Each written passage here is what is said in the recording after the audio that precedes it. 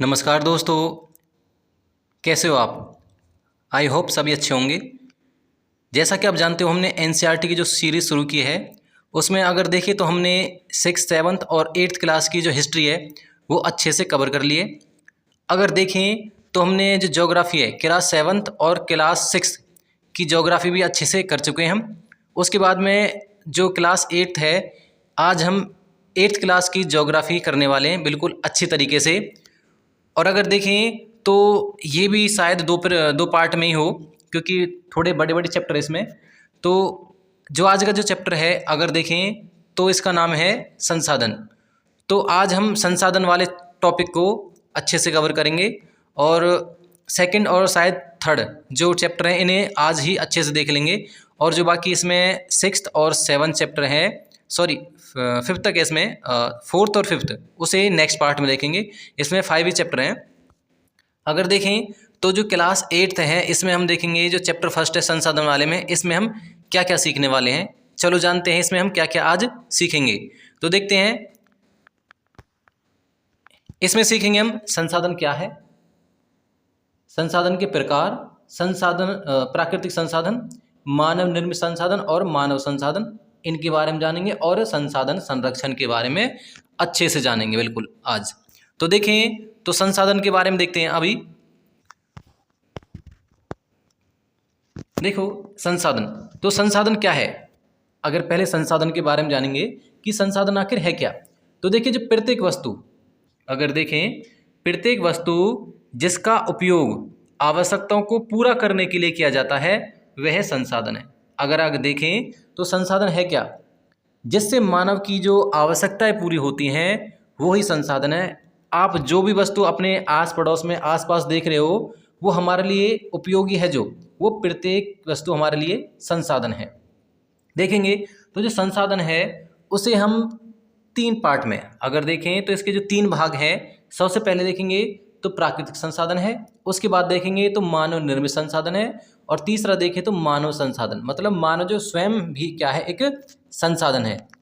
चलो देखते हैं इसके बारे में जानेंगे। अगर देखें जो प्राकृतिक संसाधन है उसे 2 वर्गों में फिर बांट लिया गया है, एक तो नवीकरणीय संसाधन और एक है अनवीकरणीय संसाधन, इसे बांट लिया है। अगर देखें प्राकृतिक संसाधन क्या है इसके बारे में जानेंगे। जो संसाधन, अगर देखें जो संसाधन प्रकृति से प्राप्त होते हैं, और जो संसाधन प्रकृति से प्राप्त होते हैं और क्या है अधिक क्या है संशोधन के बिना, अधिक संशोधन के बिना उपयोग में लाए जाते हैं, जिन्हें एक तरीके से चेंज करने की कोई जरूरत है नहीं, वो एक तरीके से देखेंगे वो क्या है, हमारे प्राकृतिक संसाधन। देखिए जैसे जल है, मृदा है और पानी है, इसके बहुत अच्छा एग्जाम्पल है। ये हमारे कौन से संसाधन है, ये हमारे प्राकृतिक संसाधन है। अगर देखें जैसा हमने अभी देखा था, जो प्राकृतिक संसाधन है इसे हमने 2 पार्टों में डिवाइड किया था, नवीकरणीय संसाधन और अनवीकरणीय संसाधन। तो देखेंगे नवीकरणीय और अनवीकरणीय संसाधन कौन से हैं, क्या है। देखो नवीकरणीय संसाधन नाम से पता चल रहा है जिसका एक तरीके से पुनः निर्माण हो सके, जिसे एक तरीके से दोबारा से नया बनाया जा सके, ये है। अगर देखिए जो शीघ्रता से पुनः पूर्ति हो, मतलब एक बार यूज करने के बाद में, मतलब ज़्यादा समय ना लेते हुए कम ही समय में क्या है उसकी पुनः पूर्ति हो जाए, उसे हम क्या कहते हैं, नवीकरणीय संसाधन कहते हैं। एग्जाम्पल देखें तो जो सौर है, सौर मतलब सूर्य से आने वाली जो किरणें हैं, जो सौर ऊर्जा भी है, पवन ऊर्जा कह सकते हैं हम, जल है, मृदा है और वन है। तो इन्हें हम एक तरीके से कहें तो नवीकरणीय संसाधनों में रखेंगे, क्योंकि क्या है इनका एक बार उपयोग करने के बाद में क्या है इनकी पुनः पूर्ति हो जाती है। अगर सौर का देखें तो जो धूप है रोजाना ही निकलती है। अगर देखें अगर पवन है, हवा है, अगर वो दूषित हो जाती है तो क्या है पेड़ पौधे द्वारा या हवाएं जो चलती हैं उसके कारण क्या है वायु दोबारा से शुद्ध हो जाती है। जल अगर देखें, जल चक्र हम देख चुके हैं, जल क्या है अशुद्ध होने के बाद में क्या है वो वाष्पीकरण के द्वारा आसमान में जाकर क्या है वो वेपर्स के रूप में जो पानी की जो छोटी छोटी बूंदें बन जाते हैं जिन्हें बादल कहते हैं, उसके बाद में क्या है पुनः वो धरती पर गिरता है, जिससे एक तरीके से क्या है उसके ये चक्र चलता ही रहता। तो इसे ऐसे करके क्या है पानी की भी पुनः पूर्ति की जा सकती है। ऐसे अगर देखें मृदा है, मृदा एक तरीके से क्या है बनती रहती है। अगर देखें जो वन है एक बार कटने के बाद में क्या है ये जल्दी से ही, अगर देखें 8 या 10 साल में क्या है वो बिल्कुल दोबारा से पेड़ बन जाता है। तो ऐसे करके देखें तो ये सभी के सभी जो संसाधन हैं ये नवीकरणीय संसाधन में आते हैं। अगर देखें अनवीकरणीय संसाधन, ऐसे संसाधन जिनका उपयोग करने के बाद में क्या है वो उनकी पुनः पूर्ति करने में लगभग हजारों साल लगे, तो वो होते हमारे अनवीकरणीय संसाधन जो मानव आयु से बहुत ही अधिक है। अगर देखें वे संसाधन देख लेते हैं जिनका भंडार सीमित है। अगर देखें जिनका भंडार कहें सीमित का मतलब है कि जो हमारे पास लिमिटेड मात्रा में, बहुत ही कम मात्रा में है, भंडार के समाप्त होने के बाद में नवीकृत अथवा पुनः पूर्ति होने में हजारों वर्ष लगते हैं। अगर ऐसे संसाधन जिन्हें अगर दोबारा भी बनाना चाहें तो क्या है उनमें हजारों वर्ष लगेंगे। तो अगर देखें मानव के लिए क्या हजारों वर्ष बाद क्या होगा क्या नहीं होगा इसका कुछ नहीं पता। तो ऐसे करके क्या है हम अनवीकरणीय संसाधनों में रख सकते हैं। जैसे हमारा कोयला हो गया, एक बार जलने के बाद में राख बन जाती है तो वो हमारे किसी काम की नहीं। पेट्रोल है, जलने के बाद धुआं ही बन जाता है। अगर देखें तो और है प्राकृतिक गैस। तो इस प्रकार से क्या है ये हमारे अनवीकरणीय संसाधन है। हमने देखो नवीकरणीय और अनवीकरणीय संसाधन देख लिए एक तरीके से प्राकृतिक संसाधन के ये जो पार्ट है। अब देखेंगे एक तरीके से है मानव निर्मित संसाधन, ये और देख लेते हैं एक बार।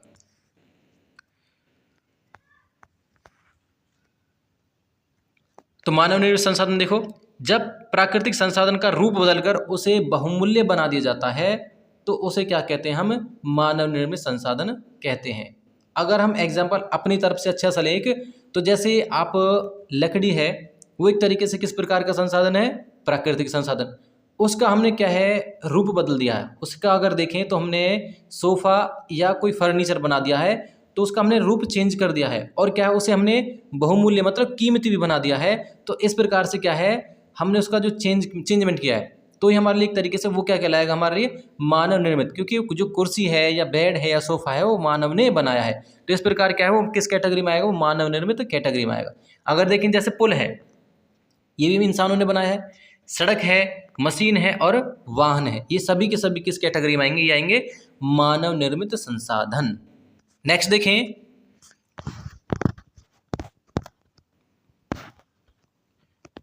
हमने जाना था अभी कि मानव स्वयं भी क्या है कि संसाधन है, मानव संसाधन और देख लेते हैं। उसके बाद देखेंगे संसाधन संरक्षण देखेंगे। तो देखो मानव स्वयं भी एक संसाधन है। अगर देखें मानव स्वयं भी क्या है कि संसाधन है। लोग और अधिक संसाधन बनाने के लिए क्या है प्राकृतिक का सबसे अच्छा उपयोग तभी कर सकते हैं तब उसके पास ऐसा करने का ज्ञान, कौशल तथा प्रौद्योगिकी उपलब्ध है। अगर देखें जो प्राकृतिक संसाधन से हमने मानव निर्मित संसाधन जो बनाया था वो कब पॉसिबल है, वो तभी पॉसिबल है जब मानव के पास, इंसान के पास उसे बनाने के लिए उसका ज्ञान हो, कौशल हो, उसकी मतलब टेक्निक्स हो और क्या है मशीनें हो।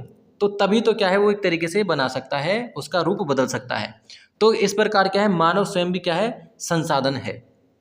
देखेंगे संसाधनों के निर्माण में क्या है समर्थ होने के लिए क्या है लोगों के क्या है कौशल में सुधार करना मानव संसाधन विकास कहलाता है। ये बिल्कुल अगर देखें तो बहुत अच्छा क्वेश्चन बनता है कि मानव संसाधन विकास क्या है। तो जो मानव स्वयं भी संसाधन है उसका विकास किसे कहते हैं, तो क्या है जब संसाधनों के निर्माण में क्या है समर्थ होने के लिए क्या है लोगों के कौशल में सुधार करना। अगर जो लोगों के पास जो छोटा मोटा कौशल है, कौशल मतलब अगर देखें तो उसके पास जो हुनर है किसी काम को करने के लिए, तो हम क्या है कुछ ना कुछ काम सीखते हैं, जो सीखते हैं वही हमारे लिए एक तरीके से कौशल कहलाता है। अगर देखें कोई कारपेंटर है तो उसे क्या है लकड़ी का काम अच्छे से आता है, तो उसके पास क्या कौशल है, उसके पास जो सोफ़ा है, बेड है वो बनाने का कौशल है। कोई वेल्डिंग का काम करता है तो उसे वेल्ड करने का कौशल है अच्छे से। ठीक, तो इसी प्रकार क्या है प्रत्येक व्यक्ति के पास में क्या है अलग अलग कौशल होते हैं। कोई पढ़ा लिखा है तो उसे क्या है कंप्यूटर चलाने का अच्छा ज्ञान है, किसी क्या है किसी मतलब अच्छा पढ़ाने का ज्ञान है, तो कौशल ही तो है अगर देखें तो ये एक तरीके से क्या हो जाएगा तो मानव विकास, मानव संसाधन विकास कहलाता है। देखिए नेक्स्ट है संसाधन संरक्षण। संरक्षण का मतलब देखें तो यहाँ पर जो संसाधन है हमारे उन्हें बचाने से है। तो हमें संसाधनों को एक तरीके से जो किस प्रकार बचा सकते हैं, उनका संरक्षण किस प्रकार कर सकते हैं। देखें संसाधनों का क्या है सतर्कतापूर्वक उपयोग करना। अगर देखें तो संसाधनों का हमें क्या है सतर्कतापूर्वक ध्यान रखकर क्या है उपयोग करना चाहिए, ना अधिक उपयोग करना चाहिए। और अगर देखें तो आने वाली जो भावी पीढ़ी हमारे उसे उसके लिए भी बचा कर रखना चाहिए। और क्या है, उन्हें नवीकरण के लिए क्या समय भी देना चाहिए।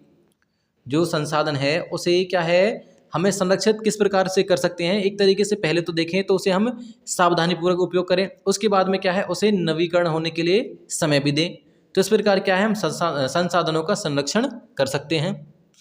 देखें तो संसाधनों का उपयोग करने की आवश्यकता अगर देखें तो जो संसाधनों का उपयोग करने की आवश्यकता और भविष्य के लिए उनके संरक्षण में संतुलन बनाए रखना क्या कहलाता है, सतत पोषणीय विकास कहलाता है। अगर देखिए ये भी एक तरीके से अच्छा क्वेश्चन है यहाँ पर कि सतत पोषणीय विकास कैसे कहते हैं, तो संसाधनों का उपयोग करने की आवश्यकता और भविष्य के लिए उसके संरक्षण में संतुलन बनाए रखना, मतलब जो आने वाले भविष्य में है वो संसाधन जो कम ना हो तो आने वाली पीढ़ी के लिए क्या है बचा रहे।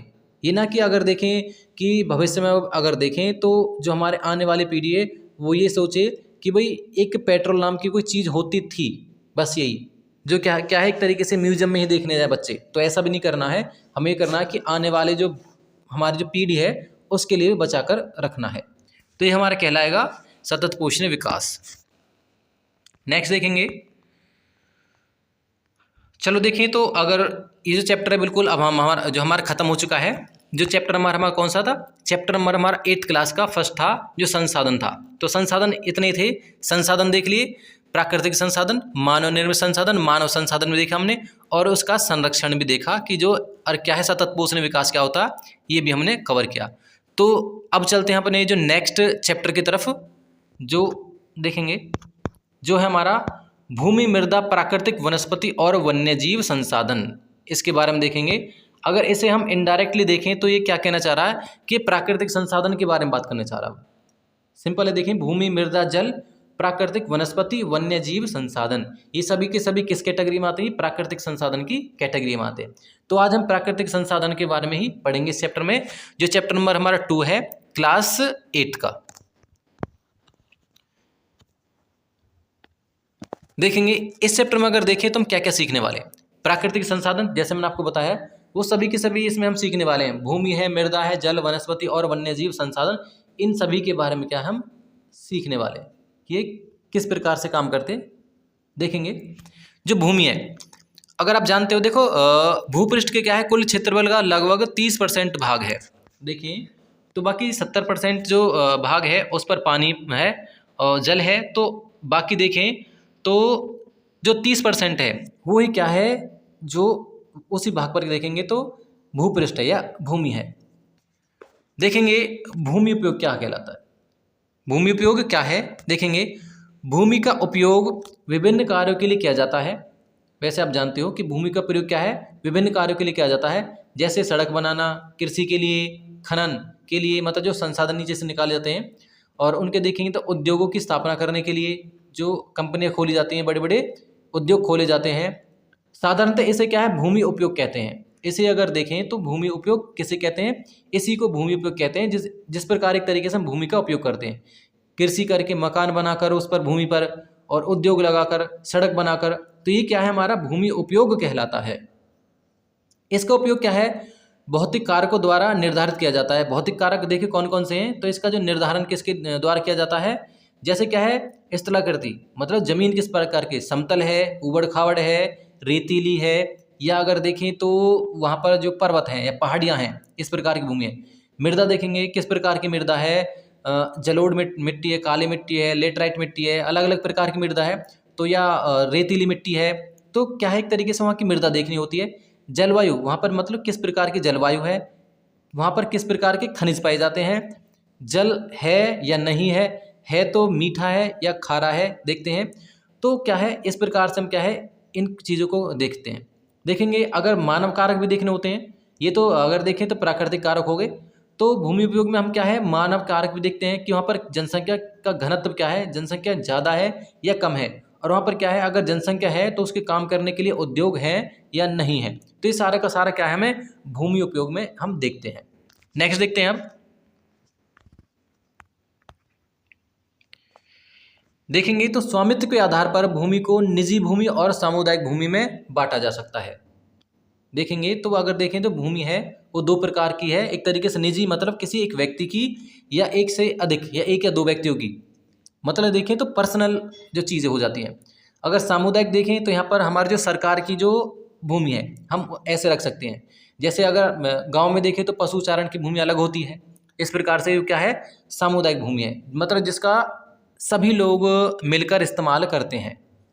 सामुदायिक भूमि अगर देखें तो जैसे क्या है, साझा संपत्ति मतलब संसाधन भी कहते हैं। साझा संपत्ति मतलब सभी के लिए है जो, ये वो एक तरीके से देखेंगे तो भूमि का हमने देख लिया कि दो टाइप से होती है, निजी और सामुदायिक भूमि। भूमि क्या है, संसाधन का संरक्षण। जो भूमि है उसका हम संरक्षण किस प्रकार से कर सकते हैं, मतलब किस प्रकार से उसे बचा सकते हैं। तो देखेंगे वन रोपण, अधिक से अधिक क्या है वन लगाकर, भूमि उद्धार, भूमि का उद्धार करके, रासायनिक कीटनाशों, मतलब जो हम जो खेतों में जो कीटनाशक का उपयोग करते हैं कीड़ों को मारने के लिए, जिसके कारण क्या है उससे फसल तो ठीक होती है परंतु क्या है भूमि की जो उर्वरता क्षमता है वो घट जाती है। देखें जो उर्वरकों के क्या है विनियमित उपयोग, अगर देखें तो उर्वरक होते हैं जो फसलों को अच्छा पैदा करते हैं, उसे क्या है ज़्यादा उपयोग करने से भी, और क्या है अतिचारण पर रोक लगाई, मतलब आदि। तो जो अतिचारण है जिसके कारण क्या है जो घास के मैदान है, अतिचारण के कारण क्या है वहाँ से घास बिल्कुल ही नष्ट हो जाती है, पशु उसे एक तरीके से क्या है खा लेते हैं, और जो जब उस पर चलते हैं तो पैरों के द्वारा क्या है वो उनकी जड़ भी निकल आती हैं, जिसके कारण क्या है जो मिट्टी है उसकी जो उपजाऊपन है वो जब हवाएं चलती हैं तो उसके कारण क्या है उड़ जाता है, जिसके कारण क्या है जो उसकी उपजाऊता कम हो जाती है। तो अतिचारण को भी रोकना चाहिए। इस प्रकार से क्या है हम जो भूमि संसाधन है उसका संरक्षण कर सकते हैं। ये हमने कुछ बिंदु देखेंगे। अब देखते एक तरीके से मृदा के बारे में। मृदा क्या है,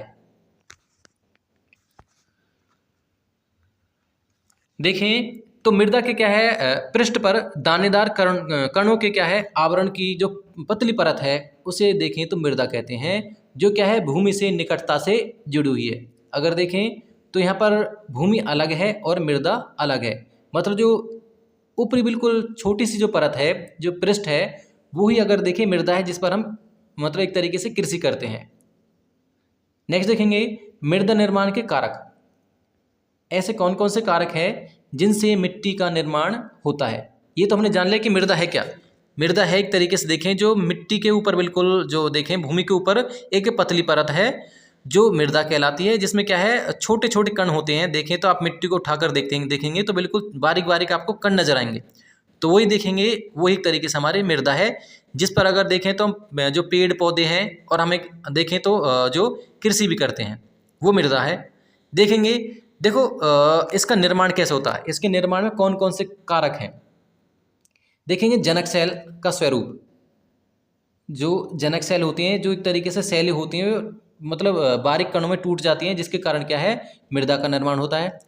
जलवायु के कारक देखेंगे, जो जलवायु है जिसके कारण एक तरीके से क्या है ये भी एक तरीके से कारक है मृदा के निर्माण में। अन्य कारक अगर देखें तो स्थलाकृति, देखें तो एक तरीके से क्या है वहाँ की स्थलाकृति कैसी है, जैव पदार्थों की भूमिका, एक तरीके से पेड़ पौधे जीव जंतु है गल सड़ कर क्या है मिट्टी ही बन जाते हैं। तो इस प्रकार क्या है ये सभी के सभी मृदा निर्माण के कारक हैं। नेक्स्ट देखें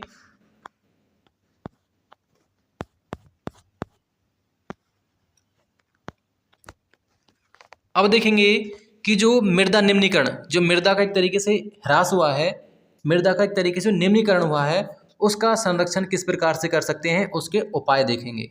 तो देखें तो मृदा की उपजाऊ क्षमता कम होना मतलब मृदा निम्नीकरण कहलाता है।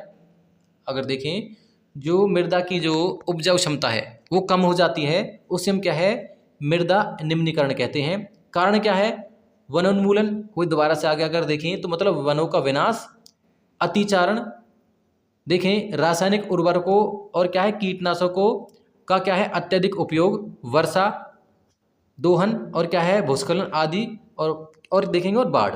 तो इन कारण ये सभी के सभी कारण है जो कारक हैं जो क्या है मृदा निम्नीकरण में मतलब एक तरीके से उस पर सहायक हैं। देखें तो इसमें दो प्रकार के कारक हो जाएंगे अगर डिवाइड करें तो मानव द्वारा कुछ हैं और कुछ है प्राकृतिक। अगर देखें जो वनोन्मूलन है अतिचारण है, रासायनिक उर्वरकों और कीटनाशकों का अत्यधिक उपयोग है। ये तो आ जाएगा अगर देखें तो मानव द्वारा किए गए कुछ कारण हैं। और देखें तो वर्षा है, वर्षा दोहन है, भूस्खलन है और बाढ़ है, ये प्राकृतिक चीज जो कुछ आ जाएंगी जिसके कारण क्या है मृदा का निम्नीकरण होता है। मृदा संरक्षण की कुछ विधियां हैं जिन एक तरीके से क्या है मृदा को निम्नीकरण से बचाया जा सकता है। तो उसके कुछ देखेंगे कारक हैं या कुछ विधियां हैं। अगर देखें तो इसका सबसे पहले एक तरीके से मल्च बनाना। अगर ये मल्च बनाना क्या है तो देखते हैं मल्च बनाना क्या है। अगर आपको वैसे बताऊं तो अगर हम जो फसलें उगाते हैं तो उनमें क्या है जो ज़्यादातर जो बेल वाली पौधे होते हैं उनके बीच में क्या है कुछ खाली जगह छूट जाती है, जिसके कारण क्या है वहाँ धूप सीधे पड़ती है, जिसके कारण क्या है जो उसमें नमी है भूमि में वो क्या है निकल जाती है। देखेंगे फिर एक तरीके से फिर मल्च बनाई जाती है। मल्च क्या है कि जो घास है, घास फूस है, उसे उस पर ढक दिया जाता है, जिसके कारण क्या है उसकी आर्द्रता बनी रहती है।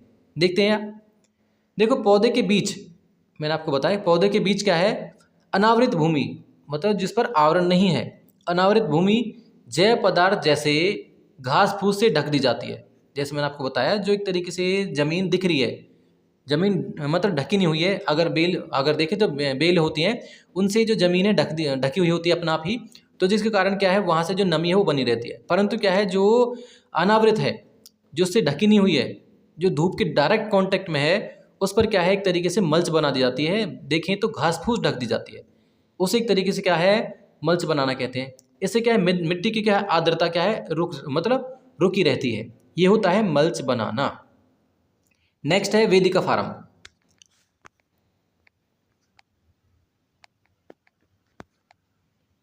अगर इसे देखें वेदिका फार्म तो देखो तीव्र ढालों पर ये कहाँ बनाई जाती है, तीव्र ढालों पर क्या है ये बनाए जाते हैं ताकि क्या है सपाट सतह फसल उगाने के लिए उपलब्ध हो जाए। अगर देखेंगे वेदिका फार्म किस प्रकार से बनाए जाते हैं, जैसे एक तरीके से ये एक मिनट इस तरीके से ढाल है, परंतु क्या है यहाँ से पानी डायरेक्ट जाएगा। क्या करेंगे ऐसे इस तरीके से क्या है मल्च बना देते हैं, जिसके कारण क्या है पानी मतलब स्पीड से देखें तो नहीं आ पाएगा। पहले इस सोपान पर इस प्रकार से क्या है स्टेप टू स्टेप नीचे आएगा, जिसके कारण क्या है उसकी स्पीड कम हो जाएगी और वो क्या है फसल उगाने में भी उपयोगी होगा। ये हो गया मल्च बनाना, सॉरी वेदिका फार्म। नेक्स्ट देखेंगे समुच्च रेखीय जुताई, मतलब इस प्रकार से जुताई करना ताकि क्या है जो पानी है वो मतलब अवरुद्ध पैदा करे, डायरेक्ट ना जाए। अगर ऐसे मल्च बना रखी है, अगर हम इस प्रकार से जुताई करें तो क्या है पानी मतलब आराम से पानी चला जाएगा। परंतु क्या है हम एक तरीके से क्या है समुच्च रेखीय जुताई इस प्रकार से करते हैं। देखें तो इस प्रकार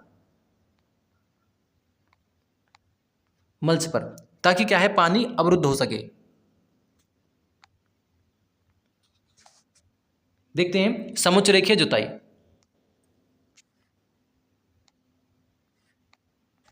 देखें पहाड़ी ढाल पर क्या है समुच्च रेखाओं की क्या है समांतर जुताई क्या है ढाल से क्या है नीचे बहते जल के लिए क्या है एक प्राकृतिक अवरोध।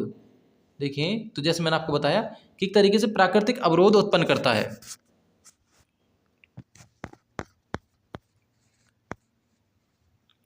अब देखते हैं रक्षक मेखलाएं। रक्षक मेखला क्या है देखो तटीय प्रदेशों, तट मतलब जो समुद्र तट के जो पास हैं, और क्या है शुष्क प्रदेशों जहाँ पर बारिश नहीं होती है, शुष्क प्रदेश हैं, प्रदेशों में पवन गति को रोकने के लिए क्या है वृक्ष कतारों में क्या है लगाए जाते हैं। एक तरीके से क्या है देखें तो इस प्रकार क्या है एक तरीके से कतार बना दी जाती है, जैसे क्या है हवा की स्पीड कम हो जाए, ताकि क्या है जो मृदा मतलब आवरण को बचाया जा सके। जो हवाएं चलती हैं तेज तेज, उससे क्या है एक तरीके से क्या है मृदा के जो आवरण होता है उसकी जो मिट्टी है उड़ ना जाए, इसके लिए क्या है रक्षक मेखलाएं बनाई जाती है, ताकि क्या है जो हवाओं की स्पीड है कंट्रोल में आ सके। अब है समुच्च रेखीय रोधिकाएं, इसके बारे में और जानेंगे। देखें तो देखो इसे बनाने के लिए क्या है पत्थर घास मृदा का क्या है उपयोग किया जाता है। एक तरीके से क्या है जो एक मेंड टाइप ही बना ली जाती है इस प्रकार से, ऐसे। तो ये होता है एक तरीके से समोच्च रेखीय रोधिकाएं। रोधिकाओं के क्या है, सामने जल एकत्र करने के लिए क्या है, खाइयां बना दी जाती हैं, ताकि क्या है एक तरीके से जल को आगे बहने से रोका जा सके और उसकी क्या है स्पीड भी कंट्रोल की जा सके। तो इस प्रकार से क्या है समोच्च रेखीय रोधिकाएं बनाई जाती हैं। अब देखेंगे कुछ और कारक हैं, जैसे चट्टान बांध बनाकर, जो एक तरीके से पत्थरों से बांध बनाकर भी एक तरीके से क्या है इसे रोका जा सकता है। और बीज की क्या है फसल लगाकर, मतलब फसलें कतार में उगाई जाएं, ताकि एक तरीके से एक लाइन में उगाई जाएं, ताकि क्या है स्पीड जो पानी का भाव है वो कंट्रोल में आ सके, और जो क्या है मिट्टी है, जो मिट्टी भी क्या है खिसक कर नीचे ना जाए, जिसके कारण क्या है हम मिट्टी के जो मृदा का निम्नीकरण है उसे रोक सकें। अब नेक्स्ट देखेंगे हम जल की बात करेंगे। जल के बारे में देखें तो हमने पिछली वीडियो में देखा था कि जल आपको पता ही है कि जो हमारे भूपृष्ठ पे क्या है 3/4 भाग क्या है जल से ढका हुआ है, इसलिए पृथ्वी को नीला ग्रह भी कहते हैं, से ढका है। जीवन का क्या है आरंभ अगर देखें तो 3.5 अरब वर्ष पहले क्या है इन महासागरों से ही शुरू हुआ था। देखें अब देखें तो एलवण जल मतलब जो मीठा पानी है वो कितना परसेंट है, 2.7% ही है। देखें तो 100% अगर टोटल देखें तो उसमें से क्या है 2.7% ही क्या है एलवण जल है। इसका क्या है 70% मतलब 2.7 का भी 70% भाग है जो वो क्या है बर्फ की चादरों हिमानियों के रूप में क्या है, और क्या है अंटार्कटिका, ग्रीनलैंड और क्या है पर्वतीय प्रदेशों में पाया जाता है। अगर देखें उसका 70% भाग है जो 2.7 का, वो भी अगर देखें तो किसके रूप में है, वो बर्फ के रूप में है। नेक्स्ट देखते हैं।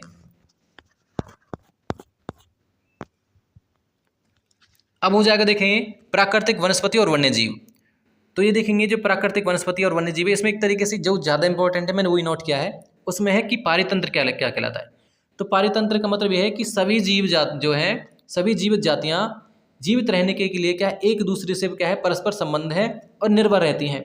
इसी के क्या है इस जीवन क्या है आधारित तंत्र को क्या है परितंत्र कहते हैं। अगर देखें सिंपल अगर मैं आपको समझाऊं तो जैसे अगर सबसे पहले अगर घास से शुरू करें तो घास है, तो घास अपना एक तरीके से भोजन किस प्रकार बनाती है, सूर्य की किरणों के द्वारा, क्योंकि जो घास है डिपेंड पर किस पर है, वो सूर्य पर। और जो घास है मतलब जो अब हिरन है वो किस पर डिपेंड, अब जो घास है उस पर। परंतु हिरन को कौन खा रहा है, अगर देखें तो वहाँ पर शेर बाघ खा रहे हैं। अगर देखें तो जो हिरन और शेर या बाघ हैं वो अगर देखें तो उनके एक तरीके से शिकार कौन कर रहा है, मानव। तो अगर देखें टोटल एक तरीके से देखें तो एक दूसरे पर डिपेंड हो जाते हैं। तो इसी के एक तरीके से क्या कहते हैं, इसे पारितंत्र कहते हैं। यही पारितंत्र है कि एक दूसरे पर एक तरीके से निर्भर होना और जरूरतों को पूरा करना, यही एक तरीके से देखेंगे तो पारितंत्र है। ये प्रक्रिया अगर देखें तो चलती रहती है। नेक्स्ट देखेंगे तो चैप्टर नंबर जो हमारा 3 है,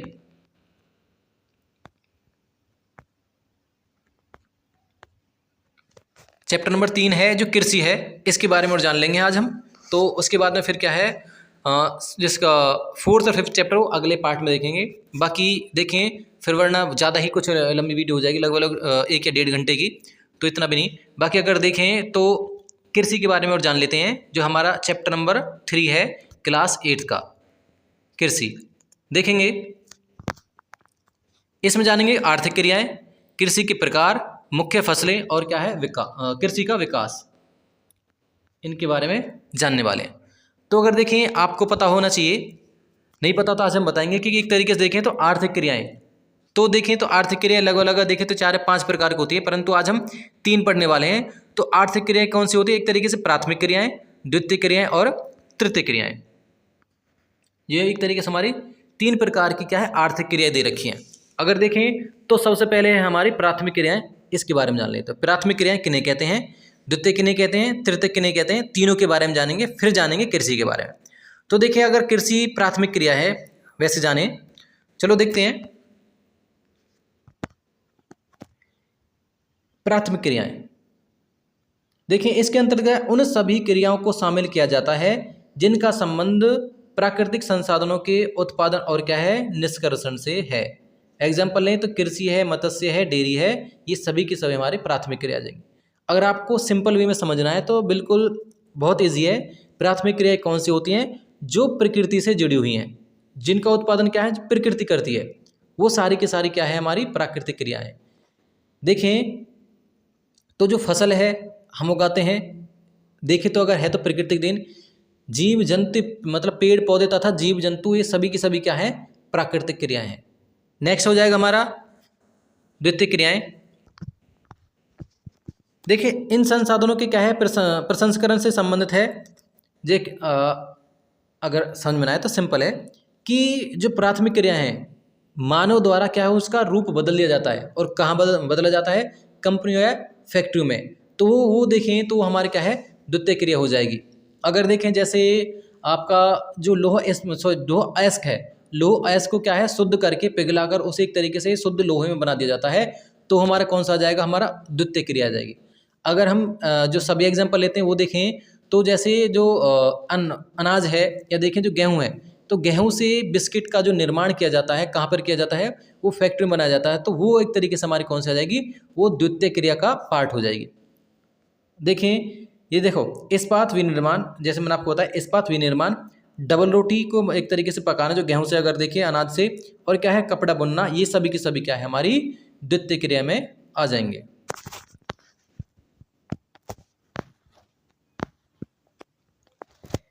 अब देखेंगे तृतीय क्रियाएं कौन कौन सी है। प्राथमिक द्वितीय क्षेत्रकों के सेवा कार्यों द्वारा क्या है, सहयोग प्रदान करना। अगर देखें ये सभी की सभी क्या है, हमारी तृतीय क्रिया हो जाएंगी। मतलब जो प्राथमिक और द्वितीय क्रिया के लिए जो सेवा प्रदान करती हैं वो हमारी क्या है, तृतीय क्रिया हो जाएंगी। देखेंगे यातायात है, बैंकिंग है, बीमा है, विज्ञापन है, ये सभी की सभी क्या है, हमारी तृतीय क्रिया हो जाएंगी। अगर देखें तृतीय क्रिया को सेवा क्षेत्र भी कहा जाता है, क्योंकि एक तरीके से क्या है, सेवा देने का काम करती है, इसलिए क्या है, सेवा क्षेत्र का कहा जाता है। ये हमारी हो जाएगी तृतीय क्रियाएं। देखेंगे कृषि,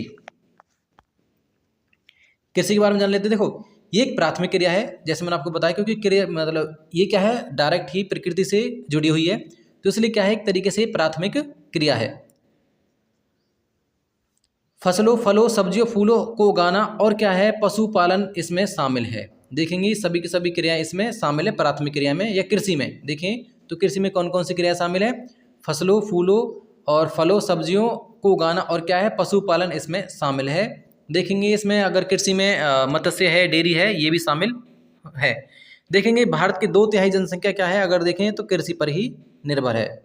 तो भारत की 2/3 जनसंख्या कृषि पर निर्भर है। इस तंत्र के क्या है, निर्गतों के अंतर्गत अगर इसमें शामिल कौन कौन सी चीज़ें हैं, फसल है, ऊन है, डेयरी है और क्या है, कुक्कुट मतलब मीन्स मुर्गा पालन, और क्या है, ये क्या है, उत्पाद आते हैं। देखा मैंने आपको पहले बताया था अभी कि जो कृषि के अंतर्गत कौन कौन से हैं, ये सभी के सभी क्या है, कृषि के अंतर्गत आ देते हैं। फसलों को उगाना, देखें तो फसलों को, और डेयरी है, ऊन है और क्या है, मुर्गा पालन और मत्स्य पालन, ये सभी के सभी क्या है, कृषि क्रियाओं में आ जाते हैं। ये एक तरीके से जाने तो ये और इम्पोर्टेंट है, पूछ लेते एग्जाम में कि क्या है, एग्रीकल्चर क्या है, कृषि करना एग्रीकल्चर है। सेरिकल्चर क्या है, रेशम उत्पाद करना सेरिकल्चर है। पीसीकल्चर क्या है, मत्स्य पालन पीसीकल्चर है। विटिकल्चर देखें द्राक्ष कृषि, इसे एक तरीके से याद रखना, द्राक्ष कृषि या अंगूरों की खेती, ये क्या है, विटिकल्चर है। अगर देखें हॉर्टिकल्चर क्या है, उद्यान कृषि। अगर देखें जो वाणिज्य फसल है, जो देखें तो जिसका उपयोग हम देखें तो पैसा कमाने के लिए करते हैं, वो आ जाएंगे हमारे क्या है, एक तरीके से हॉर्टिकल्चर में। उद्यान जो एक तरीके से बड़े बड़े बागान लगाए जाते हैं आर्थिक सहायता के लिए, तो वो हो जाएंगे हमारे कौन से, हॉर्टिकल्चर।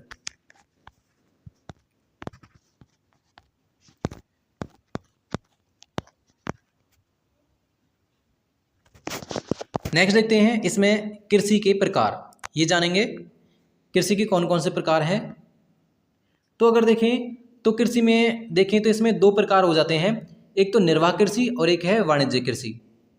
निर्वाह कृषि और वाणिज्य कृषि। निर्वाह कृषि कौन सी होती है, जो एक तरीके से अपने निर्वाह के लिए की जाती है, उसे हम निर्वाह कृषि कहते हैं। और वाणिज्य कृषि कौन सी होती है, जो देखें तो आर्थिक सहायता प्राप्त करने के लिए की जाती है, वो होती है एक तरीके से वाणिज्यिक कृषि। देखते हैं निर्वाह कृषि। कृषक परिवार की क्या है, आवश्यकताओं को पूरा करने के लिए, कम उपज प्राप्त करने के लिए क्या है, निम्न स्तरीय प्रौद्योगिकी और क्या है, पारिवारिक श्रम का उपयोग किया जाता है। अगर सिंपल में आपको कहूँ, देखो कि यहाँ पर क्या है, जो कृषक होता है, जो उगाने वाला होता है, उसे खाली इतना मतलब होता है कि बस मेरे लिए जो अनाज पैदा हो सके, और वो क्या करता है, निम्न स्तरीय प्रौद्योगिकी जो मशीनों का कम से कम उपयोग करता है, निम्न स्तरीय मतलब छोटी छोटी मशीनों का प्रयोग करता है, और क्या है, अपने परिवार को ही खेतों में लगाए रखता है। तो उस प्रकार की जो खेती आ जाएगी उसे क्या कहते हैं, हम निर्वाह कृषि कहते हैं। मतलब किसान अपने निर्वाह के लिए ही, अपने लिए ही क्या है, उगाता है, उसे हम निर्वाह कृषि कहते हैं। अगर देखें तो जो निर्वाह कृषि है इसके भी दो पार्ट हो जाएंगे। पहला कौन सा है, गहन निर्वाह कृषि, और एक है आदिम निर्वाह कृषि। ये दोनों जानेंगे क्योंकि निर्वाह कृषि के ही ये दोनों पार्ट हैं। पहला है एक तरीके से गहन निर्वाह कृषि, इसके बारे में जानेंगे। गहन निर्वाह कृषि देखें, एक छोटे भूखंड पर क्या है, साधारण औजारों और क्या है, अधिक श्रम से खेती की जाती है। देखें तो एक छोटे भूभाग पर साधारण औजारों और क्या है, अधिक श्रम से खेती की जाती है।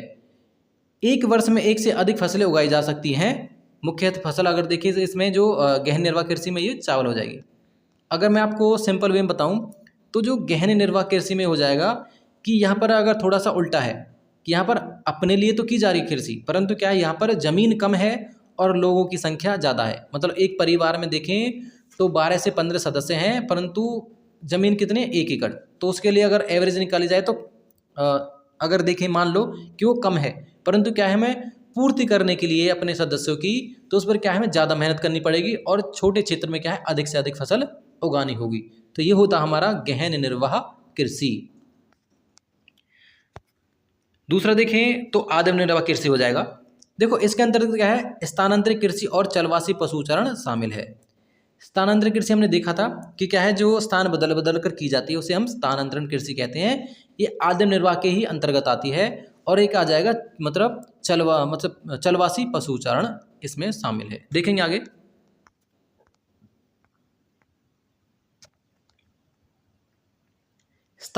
ये देखते हैं स्थानांतरित कृषि। स्थानांतरित कृषि देखते हैं, देखो वृक्षों को काटकर जलाकर भूखंडों को साफ किया जाता है। जैसे मैंने आपको बताया कि इसमें क्या होता है, जो स्थानांतरित कृषि में कि स्थान बदल बदल कर की जाती है, तो इसमें क्या है, वृक्षों को काटकर जलाकर भूखंडों को साफ किया जाता है। तब राख को क्या है, मृदा में क्या है, मिलाया जाता है, जिससे क्या उसकी उर्वरता और क्षमता और बढ़े। देखिए तो भूमि की उर्वरता की समाप्ति के बाद जो अब क्या है, फसल कम होने लगती है, तो जो उसकी उर्वरता खत्म होने लगे, उसकी उर्वरता की समाप्ति के बाद क्या है, वह भूमि छोड़ दी जाती है ताकि क्या उसकी दोबारा उर्वरता आ सके। और क्या है, इसका क्या है, कृषक नए भूखंड पर चला जाता है। मैंने अभी जैसे आपको बताया कि एक स्थान से फिर दूसरे स्थान पर वो चला जाता है। अगर देखें इसके अन्य नाम कौन कौन से, कर्तन एवं दहन कृषि कहते हैं इसे, झूमिंग कृषि भी कहते हैं इसे। इसके एक तरीके से अन्य नाम और भी 2-4 नाम है इसके, स्थानांतरण कृषि, झूमिंग कृषि, कर्तन और दहन कृषि। और इसे देखें तो अलग अलग क्षेत्रों में अलग अलग नामों से भी जाना जाता है।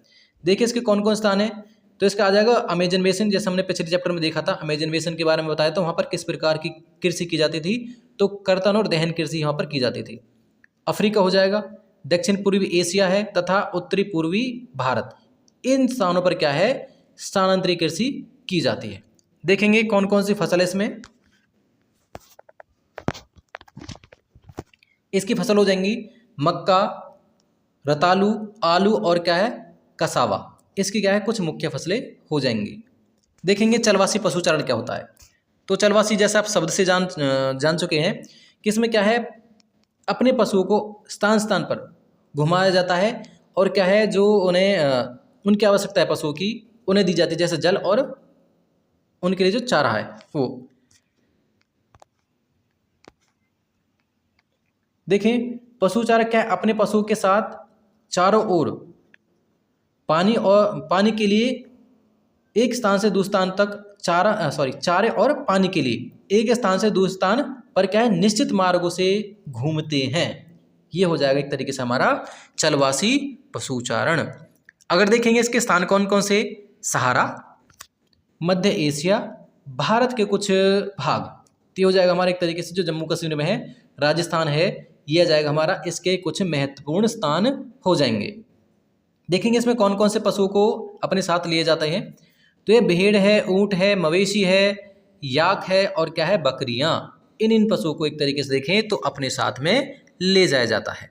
नेक्स्ट देखेंगे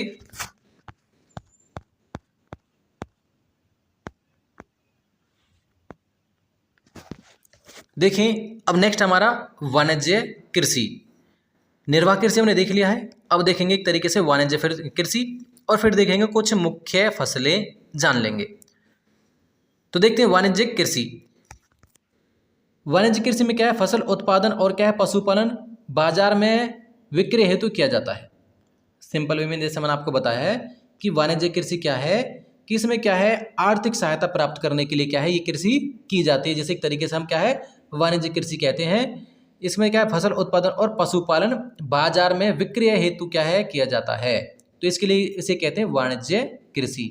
इसमें क्या है, वाणिज्यिक अनाज कृषि और क्या है मिश्रित कृषि और क्या है रोपण कृषि शामिल है। अगर देखिए इसमें 3 प्रकार की कृषि हो जाएगी, वाणिज्यिक अनाज कृषि, मिश्रित कृषि और क्या है रोपण कृषि शामिल है।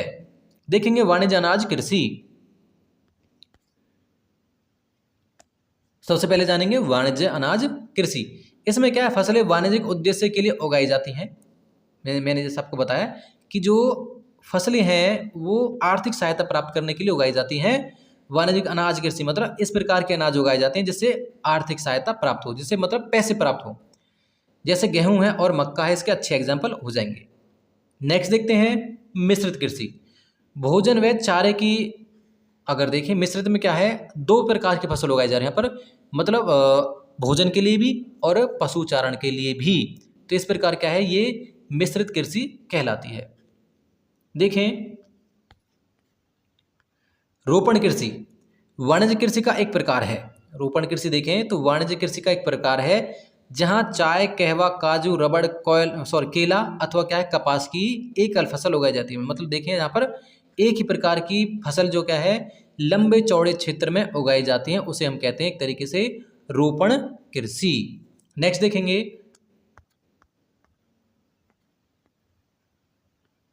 कुछ फसलों के बारे में जानेंगे, जैसे चावल है, गेहूं है और अन्य जो फसल हैं मिलेट है, इन सभी फसलों के बारे में जानेंगे कि मुख्य मुख्य फसलें हैं। देखेंगे सबसे पहले है चावल। विश्व की क्या है प्रमुख खाद्यान्न फसल। अगर देखिए पूरे विश्व में सबसे जो ज़्यादा खाई जाने वाली फसल कौन सी है, वो चावल है। ये कहाँ उगती है, उष्ण कटिबंधीय और उपोष्ण कटिबंधीय प्रदेश का एक तरीके से आहार है। उच्च तापमान इसके लिए क्या है, अगर देखें तो कैसा मौसम चाहिए, उच्च तापमान चाहिए, आर्द्रता चाहिए, वर्षा की आवश्यकता है बिल्कुल। देखिए इसमें देखें तो लगभग 100% ही मतलब वर्षा की आवश्यकता होती है। मिट्टी किस प्रकार की चाहिए इसके लिए, फसल के लिए, तो जलोढ़ मिट्टी इसके लिए चाहिए भाई। और देखेंगे सबसे अग्रणी देश कौन सा है, तो जहाँ सबसे ज़्यादा चावल उगाया जाता है वो है चीन, तो चीन में सबसे ज़्यादा चावल उगाया जाता है। नेक्स्ट देखेंगे गेहूँ। गेहूँ देखें तो इसे उगाते समय कम तापमान व काटते समय अधिक तापमान चाहिए।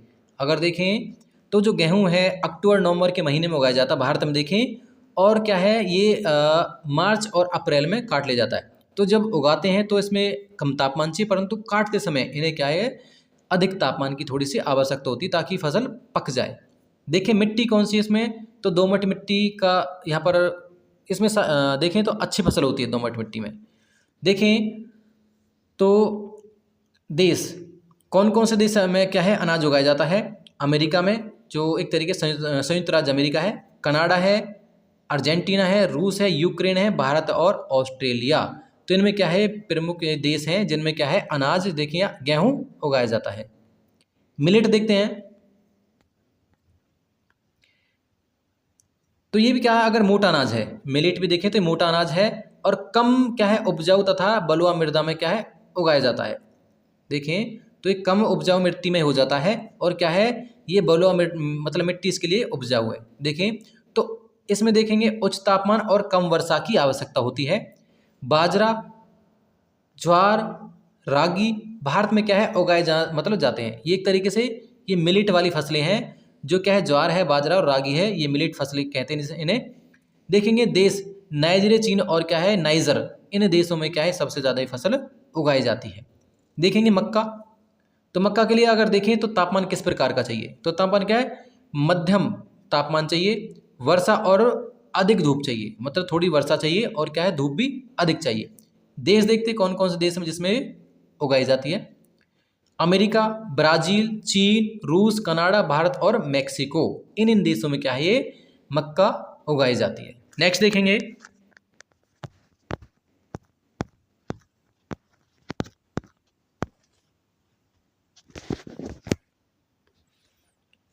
देखिए तो नेक्स्ट जो हमारी फसल हुआ कपास। तो कपास के लिए देखेंगे उच्च तापमान, हल्की वर्षा, 200 से 210 पाला रहित दिन क्या है चाहिए। तो एक तरीके से क्या है, ठंडा नहीं होना चाहिए, तो क्या है उच्च तापमान और हल्की वर्षा होनी चाहिए और पाला रहित दिन रहना चाहिए। देखिए और क्या है, तेज चमकीली धूप इसे चाहिए कपास के लिए। मिट्टी देखेंगे तो इस मिट्टी इसके लिए क्या है, काली व दोमट जलोढ़, काली और जलोढ़ मिट्टी इसके लिए उपयुक्त है। नेक्स्ट देखें तो देश कौन कौन से इसके लिए, चीन है, संयुक्त राज्य अमेरिका है, भारत है, पाकिस्तान और ब्राजील और मिस्र इसके देखें तो प्रमुख प्रमुख देश हो जाएंगे। नेक्स्ट हमारा पटसन। पटसन देखें तो इसे क्या है, सुनहरा रेशा के रूप में भी जाना जाता है। इसे अगर देखें तो इसे क्या कहा जाता है, इसे सुनहरा रेशा कहा जाता है। मिट्टी देखें कौन सी चाहिए, तो इसके लिए मिट्टी है जलोढ़ मिट्टी इसके लिए चाहिए। तापमान देखेंगे तो तापमान है उच्च व क्या है भारी वर्षा और आर्द्र जलवायु इसके लिए चाहिए पटसन के लिए। देखें इसमें अग्रणी देश कौन कौन से, भारत और बांग्लादेश इसके सबसे अग्रणी देश, मतलब इन देशों में सबसे अधिक क्या है फसल ये उगाई जाती है पटसन। देखें कॉफी,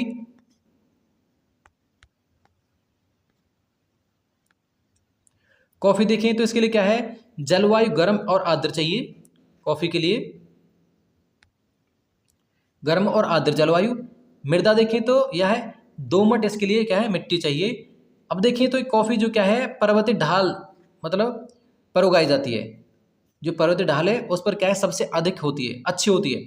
अगर देखें इसमें अग्रणी देश कौन कौन से जहाँ सबसे ज़्यादा उगाई जाती है, सबसे ज़्यादा देखें ब्राज़ील में है, उसके बाद देखेंगे कोलंबिया में क्या है ये कॉफ़ी उगाई जाती है।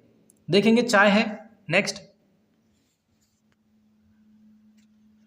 चाय क्या है, बागानों का में क्या है उगाई जाने वाली क्या है पेय फसल है। क्या है, इसे बागानों में उगाया जाता है।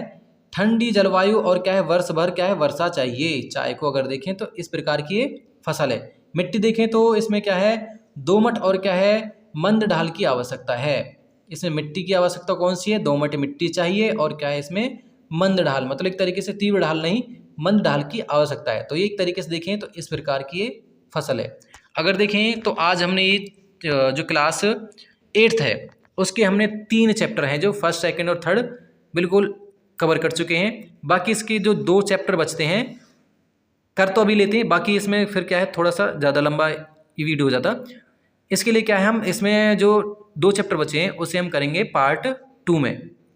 बाकी इसी प्रकार से क्या है हम अच्छे से कवर करेंगे उन्हें, ताकि आपके क्या है अच्छे से समझ आए।